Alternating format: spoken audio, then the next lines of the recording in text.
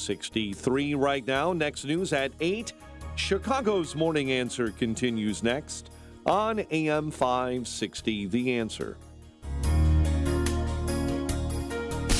Now, from the Signature Bank Studios.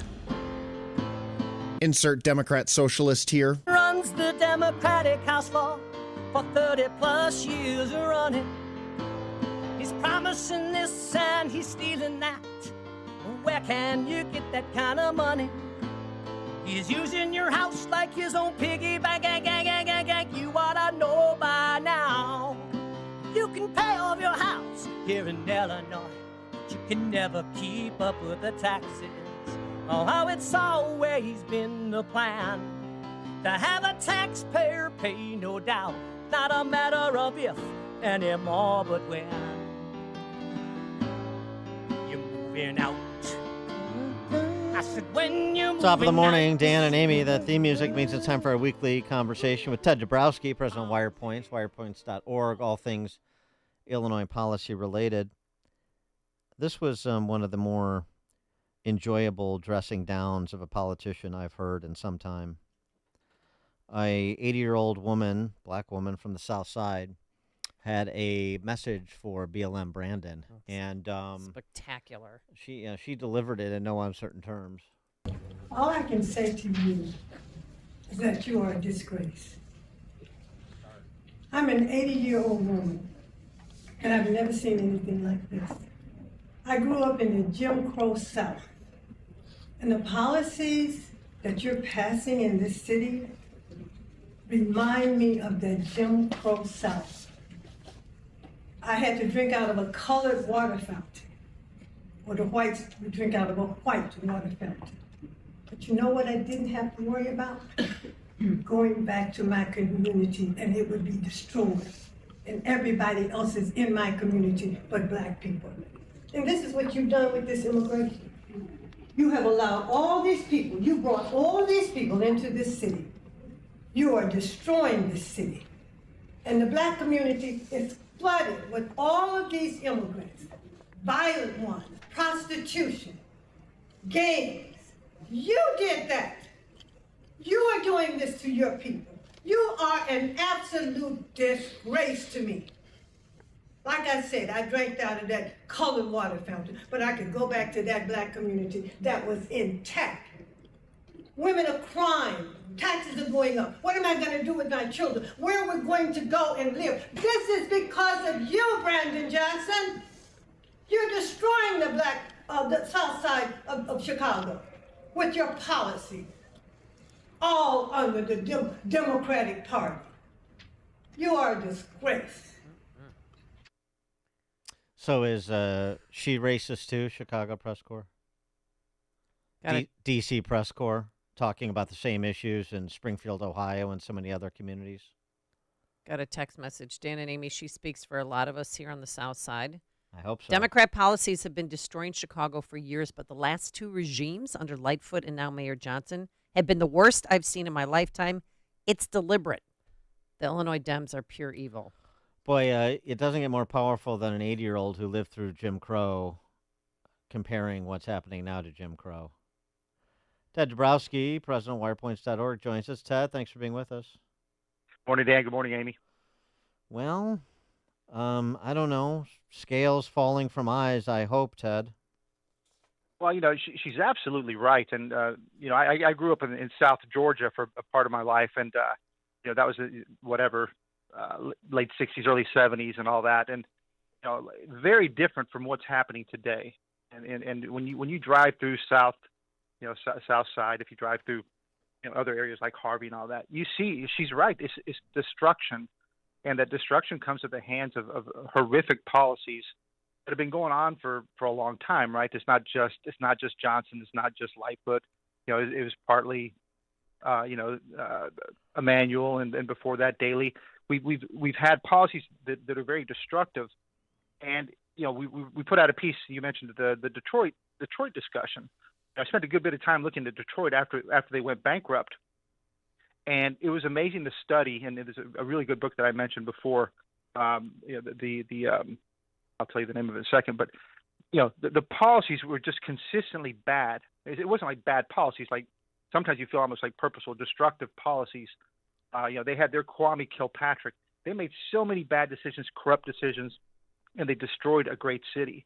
And you can't help but feel that destruction is going on right now in Chicago. It might be slower. It might be Chicago's a lot bigger, more diverse and all that. But the policies are destructive, and they're certainly destructive to a lot of people, like that 80-year-old lady. Well, since you mentioned Detroit, I mean, the story is that we're looking up at Detroit here in Chicago in terms of credit rating. Yeah, everybody missed this. I mean, we missed it too. So in March, Detroit was upgraded 2 notches by Moody's to investment grade. So that was a big deal, right? So they went bankrupt in 2013. They've been deep in the junk rating, which means they were effectively right. You don't lend any money to them. They're a disaster city, right? Everybody fled. There's nothing left. There were no taxpayers. And they've worked hard. I followed it. They've worked hard. I'm not going to jump up and down and say that Detroit's out of the woods, because it's always going to be a tough situation there. But they've worked hard. They restructured. They cut pensions by 5%. They got rid of COLAs for many people. They got rid of all the retiree health care. So they took big hits in that city. And now you're seeing big investments from very wealthy people. Like somebody said, Detroit has its, Gilbert and others, Steve Ross investing billions in Detroit. We chased out Ken Griffin. So, we're doing the exact same stuff that Detroit did 15, 20, 30 years ago. Yeah, I'll never forget, Dan, the day you said, because I said eventually we're going to become Detroit, because look at Michigan Avenue and the stores closing. And you said that might happen only if Ken Griffin moves. And then Ken Griffin moved. Well, I don't think it's the only thing that triggers that, but it's an indication of the slide for sure, and that slide continues. There's no question. I mean, all of this. When are we going to become Detroit? And you try and tell people we have a higher per capita death than Detroit did before they filed for bankruptcy protection, and so this is just a house of cards. But it's our constant lament, Ted, which is most people don't believe it, and they're not going to believe it until there's some shock to the system, like a pension fund failing to be able to pay out current beneficiaries, and we'll see. I mean, but that's the attitude. I mean, I obviously some people whose lives are being torn apart in a real way, like that woman who spoke and called Brandon Johnson a disgrace, that are like seeing their public safety significantly deteriorate. It wasn't particularly good to begin with, and these other sort of earmarks of civilization and a life of some tranquility.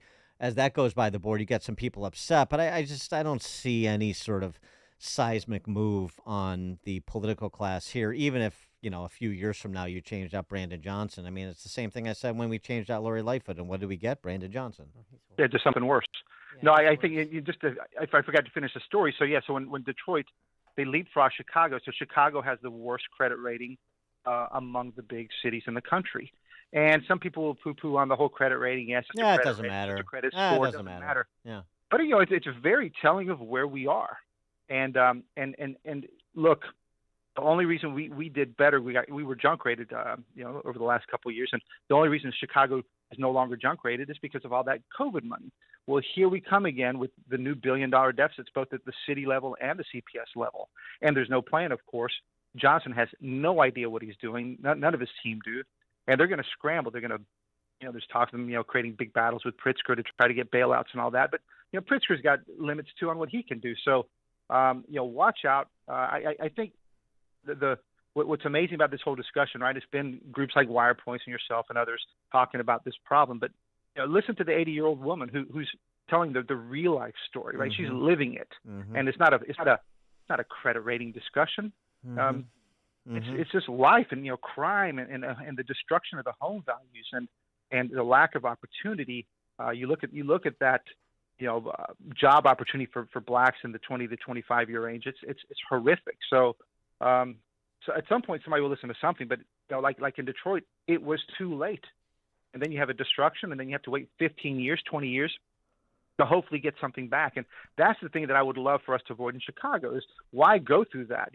Why have to go through destruction and everything they went through before you finally reform pensions, before you finally reform the health care, before you finally do things about your community. You know, just on CPS, a bit of a tangent, but it just struck me. What? You know who that CPS CEO Pedro Martinez looks like? Who, Dan? You know who he looks like? Pee Wee Does Herman. anybody come to mind? I don't. Oh, wait, hold on. An actor, Mm-hmm. a male actor. Thank you. Very good. Thank you. Latinx, as you people say. No, I don't know. He looks like John Cryer in Hiding Out. Oh. He's a dead ringer for John Cryer in Hiding Out, which was a pretty good movie, and it had the crying, Roy Orbison and Katie Lang crying, which was one of the great songs of all time, especially the duo and then actually Katie Lang's cover of it. Anyway, just a digression. Yeah, take a look at Pedro Martinez and tell me if he doesn't look like John Cryer from Hiding Out. All right? Yeah, I see it a little bit. Yeah. Exactly. Yeah, all right. Just So what's the latest observation. on the CPS CTU contract? Where are we going? Well, It's going very yeah, well. $50 billion and 3 cents. That's the ask. Yeah. Speaking of CPS, I think Martinez just announced. Speaking of Martinez, he just announced that they have a 5-year plan to whatever it is, figure out equity in the Chicago public schools. Yeah, to close the equity gap. A 5-year Close the plan equity to gap. do whatever it is. That sounds right. Yeah, that sounds But I good. would- I'm for No, that. it's to close the equity gap. I'm for that. I'm for the 5-year plan to do whatever they're supposed to be doing. That's all you need to tell I me. mean, well, it sounds like that means you got to bring the white scores down faster because they're still too high relative to the black. Now, this is amazing, and they're talking about again removing rankings and things like that, which is where they're going to head to, right? Which is remove any measurement so that you can't hold them accountable, and that's equity, right? Because then everybody's kind of equal. You can't tell who's who. It's crazy talk. Can I ask you a question about just on the public safety piece of it? So BLM Brandon is committed to getting rid of ShotSpotter. That's going to go. We spent $100 million on essentially what is walkie-talkies on a stick, he said. God. The reason why they said we needed it was to reduce gun violence, and it didn't do that. But wait a second. So wait, is gun violence down or is it up? Because he said ShotSpotter is supposed to reduce gun violence, and gun violence isn't down. But on the other hand, he's claiming that violence is down. So which is it?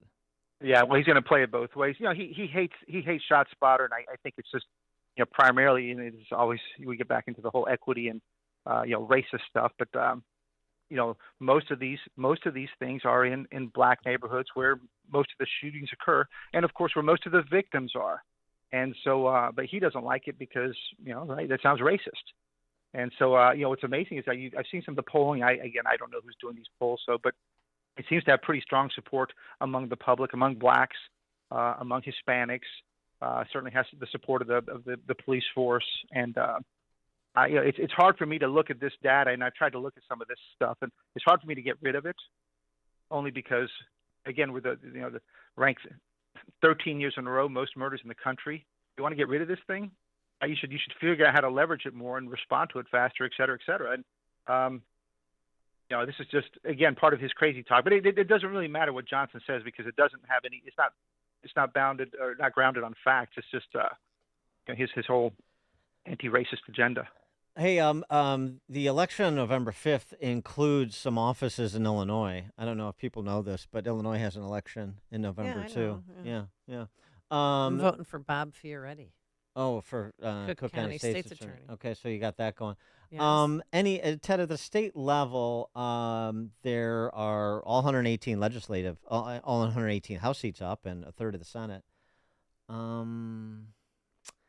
Have you heard anything interesting from anybody on a policy front? You mentioned spend problems. I don't know what is it, $3 to $5 billion we've already spent on people in this state who are in this country illegally. Just for example, some assessment of the Safety Act that isn't the agitprop we're getting from Wilmette talking to Winnetka and these other state-run media outlets. Anything interesting on the legislative landscape in Illinois that people should take notice of? Well, there is, Dan. Let me answer you directly. I haven't. And, there's some new people on the block. I don't think they've organized themselves yet to get out a clear message about what we should be looking at. Of course, there's individuals who are trying to do things, and some of them are okay, but collectively, and if you try to hear something coming that's different and new or that's persuasive, we haven't heard it yet. They're not organized enough yet, I would say. But I will tell you what is coming up. Take your time. It's only September 15th. Yeah. Yeah, and and this would be lame duck session, so it'll be right after. Yeah. And this should matter as to who we vote for, by the way, in terms of. So there's talk of another tax hike. Yeah, good. Half a percentage point increase in the income tax, and then a 0.7% percentage point increase in the corporate tax. The personal income tax would go up to fund pensions, dedicated to pensions, and the 0.7% would be for Of course it would. right. And the 0.7% would be dedicated to a safety fund. Oh, of course. And, they're trying to do they're trying to do the whatever. So they're going to do that, and then they're going to try to put a repeal of the estate tax to get Republican votes. So now the question is going to be, here we are again, right? It's going to be, the Democrats will want this, of course, to fund the pensions, to support the unions, to support all that, right? But they're going to need Republican votes to make it a bipartisan deal. Of course, they don't want to. They don't want to wear the jacket for a bad policy, and Republicans are usually happy to throw in. Yeah. Exactly. So that's the thing to watch out for, and I think we'll try to report on this and bring it to life. But I think it'll come in the lame duck session. Nobody's going to be expecting it. I haven't heard anybody talking about it. But watch out. Yes, there's nothing but lame duck sessions when the General Assembly is in session in Illinois. Ted Dabrowski, President, Wirepoints.org, all things Illinois policy related. Thanks, Ted. Thank you, guys. Thank you. And he joined us on our turnkey.pro answer line. Connect with Dan and Amy on the AM 560 The Answer mobile app. Just text the word app to 64636 to download the app today. A great smile can make you feel happy and confident. So when you consciously conserve your teeth, that glowing smile will show through. At Best Dental Group, doctors Economos, Gave Alice, and their staff are ready to help you create that perfect look or maintain the one you have now. Along with general dentistry, Best Dental Group is a multidiscipline practice with an orthodontist, periodontist, and prosthetic specialists on site. They use the newest breakthroughs in dental technology such as